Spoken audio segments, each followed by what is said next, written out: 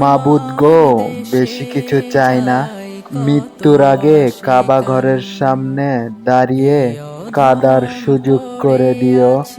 বাংলায়তন তোমার দেশে যায় কত আশেকান, এই অধম পড়ে আছি বাংলায়তন, যেতে পারলাম না আমি দেশেতে তোমার, ডেকে নাও রওজা তোমার রাসূলুল্লাহ।